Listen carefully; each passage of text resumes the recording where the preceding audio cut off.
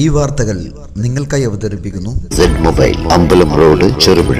May 5 Kasaragod നിന്ന് ആരംഭിച്ച ആശാവർക്കർമാരുടെ രാപ്പകൽ സമരയാത്രയ്ക്ക് ചെറുപുഴയിൽ സ്വീകരണം നൽകി. ജിജി കൊച്ചുപറമ്പിൽ അധ്യക്ഷത വഹിച്ചു. DCC നിർവാഹക സമിതി അംഗം KK സുരേഷ് കുമാർ ഉദ്ഘാടനം നിർവഹിച്ചു.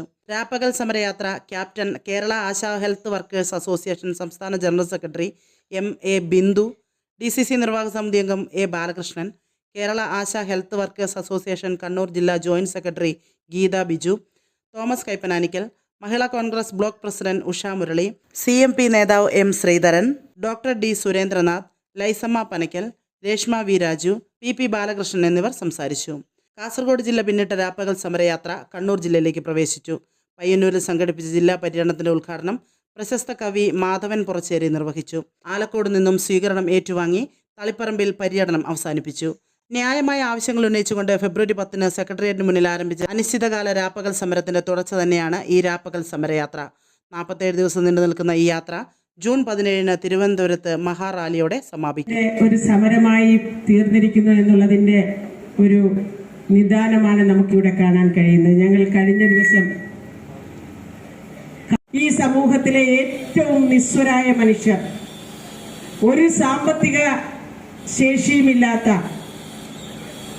പണിയെടുക്കുന്ന ഏറ്റവും അടിസ്ഥാന തൊഴിൽ വിഭാഗം നടത്തുന്ന ഈ സമരം ഞങ്ങൾക്ക് മുന്നോട്ട് കൊണ്ടുപോകാൻ കഴിയുന്നത് ഇതുപോലെ ഈ കേരള സമൂഹം ഒന്നടങ്കം ഈ സമരത്തിന് നൽകുന്ന പിന്തുണയാണ്. ഇവിടെ എത്തിച്ചേരുന്നത് വരെ അനവധി വ്യക്തികളുടെ, സംഘടനകളുടെ ഹൃദയംഗമമായ സ്വീകരണം ഏറ്റുവാങ്ങിക്കൊണ്ടാണ് ഞങ്ങൾ ഇവിടേക്ക് എത്തിച്ചേർന്നിരിക്കുന്നത്. ഞങ്ങൾ ആശാവർക്കർമാർ ആരംഭിച്ച ഈ സമരം കേരളത്തിന്റെ പൊതുസമൂഹം ഏറ്റെടുക്കുവാൻ എങ്ങനെ സാഹചര്യമായി എന്ന് ഇവിടെ എനിക്ക് മുൻപ് സംസാരിച്ച എല്ലാവരും തന്നെ വ്യക്തമാക്കി കഴിഞ്ഞു.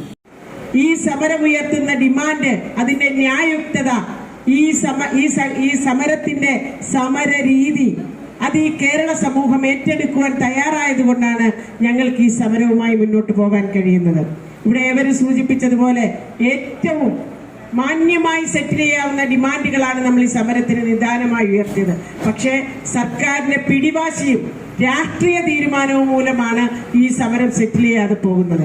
മായി ബന്ധപ്പെട്ട് ഇതുപോലുള്ള ജാഥകൾ നടത്തുമ്പോൾ സമരത്തെ പൊതുജനങ്ങൾ പിന്തുണയ്ക്കേണ്ടുന്നതിന്റെ, അല്ലെ ഈ സമൂഹം ഏറ്റെടുക്കേണ്ടുന്നതിന്റെ ആവശ്യകത ബോധ്യപ്പെടുത്തുന്നതിന് വേണ്ടിയിട്ടാണ് സമരം, ഇത്തരത്തിലുള്ള ജാഥകൾ നടത്തുന്നത്. പക്ഷേ ഞങ്ങളുടെ നടത്തിക്കൊണ്ടിരിക്കുന്ന ഈ യാത്രയെ സംബന്ധിച്ചിടത്തോളം അത്തരം ഒരു ആവശ്യകതയേ ഇല്ല. കാരണം എല്ലാവർക്കും ബോധ്യപ്പെട്ട കാര്യമാണ് എന്തിനു വേണ്ടിയിട്ടാണ് ആശാവർക്കർമാർ സമരം നടത്തുന്നത് എന്നത്. ഈ സമരം 87 ദിവസമായി ഇന്ന് സെക്രട്ടേറിയറ്റിന് മുന്നിൽ ഞങ്ങൾ മൂന്നാമത്തെ ദിവസമാണ് ഈ യാത്രയുമായി ഇവിടെ എത്തിച്ചേർന്നിരിക്കുന്നത്. രൂപ ഓണറേറിയം വർദ്ധിപ്പിക്കണമെന്ന് നമ്മൾ ആവശ്യപ്പെട്ടു.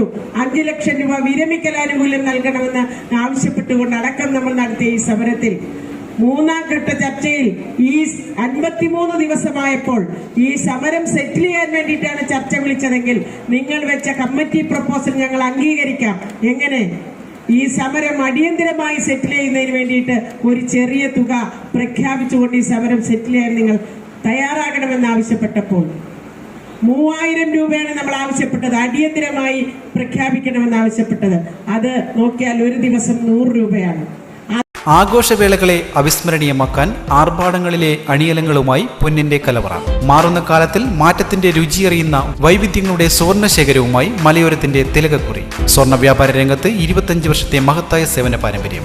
നവീന രീതിയിലുള്ള ഡിസൈനുകൾ, വിപുലമായ ശേഖരം, വിശ്വസ്തത. മലയോരത്തിന്റെ മനസ്സറിഞ്ഞ ഷോറൂം. സോനാങ്കോട്, ചെറുപുഴ, പാടിയൊട്ടിച്ചാൽ, ആലക്കോട് ആൻഡ് വെള്ളരിക്കുണ്ട്.